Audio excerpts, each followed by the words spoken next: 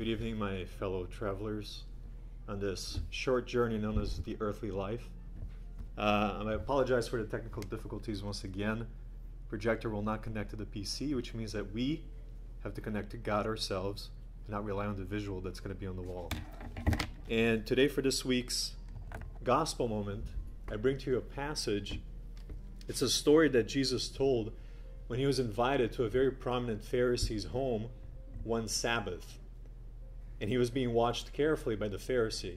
And he told the following story. When someone invites you to a wedding feast, do not take the place of honor, for a person more distinguished than you may have been invited. If so, the host who invited both of you will come and say to you, "Give this man your seat." Then, humiliated, you will have to take the least important place. But when you are invited, take the lowest place, so that when your host comes, he will say to you, "Friend, move up to a better place." Then you will be honored in the presence of all your fellow guests, for everyone who exalts himself will be humbled, and he who humbles himself will be exalted. And this is in Luke 14:1, 7 through 11. So we can look at life as an example. Life is an ocean. We journey through it in our own boats. Now, one individual may decide to take his boat, and while he's journeying through this ocean of life, gather all of these goods, these materials, and just build up this bigger and bigger boat that will eventually become this luxurious yacht filled with all these earthly pleasures, titles, positions, conquests. And then we see near him another fellow traveler in this ocean of life in his simple yet humble boat. And instead of gathering all of these goods, he decides to just stick with what he has. And whenever something does come to him, instead of acquiring that good for himself, he only keeps that which he needs in order to continue his journey. And he gives the excess that he receives to those that need it in order to stay afloat in this ocean of life. And then we look back to this wonderful traveler, this boater in this gigantic yacht, focusing only on that which is temporary and ephemeral, and he continues his journey. But he forgets to acquire the one most important essential good that will help us in this life, and that is the moral compass.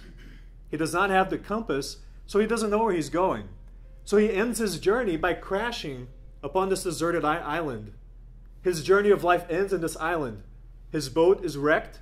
All of the goods that he had acquired temporarily are scattered all over the island, completely scattered and destroyed, useless, worthless. And he finds himself now only with the clothes on his body in tatters and disheveled. And then he looks far away and he sees on the island next to him the simple and humble boater that he used to make fun of when journeying through life. And this simple boater now, he sees him approaching this beautiful harbor slowly. And in this harbor, he is welcomed by friends into a happy and wonderful island filled with flowers and perfumes and birds. And he looks at this and he realizes he wasted an entire journey exalting himself in the physical life.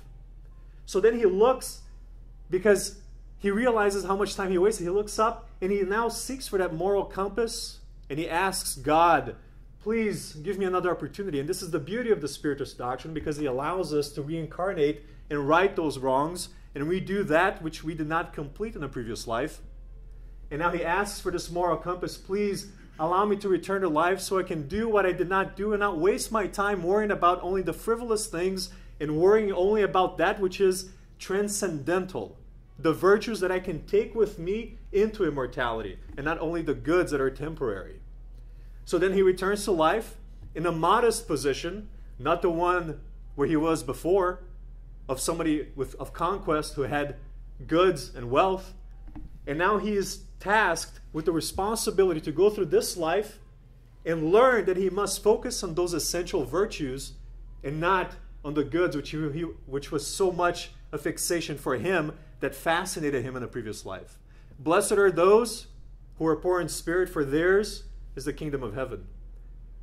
So now we understand this, and we can see that we can look at a funeral of someone who's wealthy, someone of means.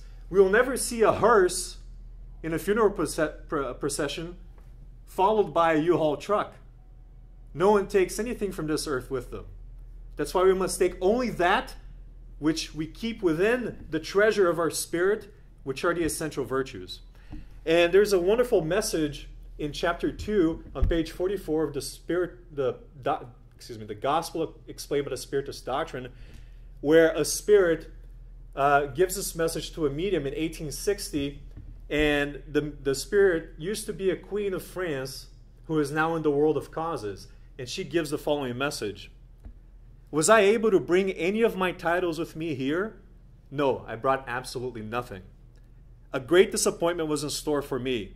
Imagine my shame when instead of being received as a sovereign, I saw above me, a long way above, spirits that I had judged unimportant on the earth. In order to win a place in this kingdom, you must show selflessness, humbleness, benevolence, and charity in their most celestial form. Here you are not asked who you are or what position you held, but what good you have done and how many tears you have dried.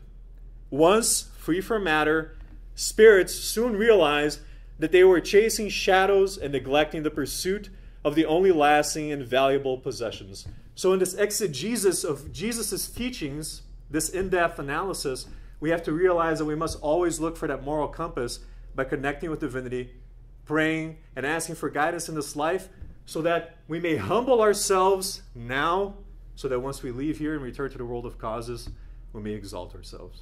Thank you very much.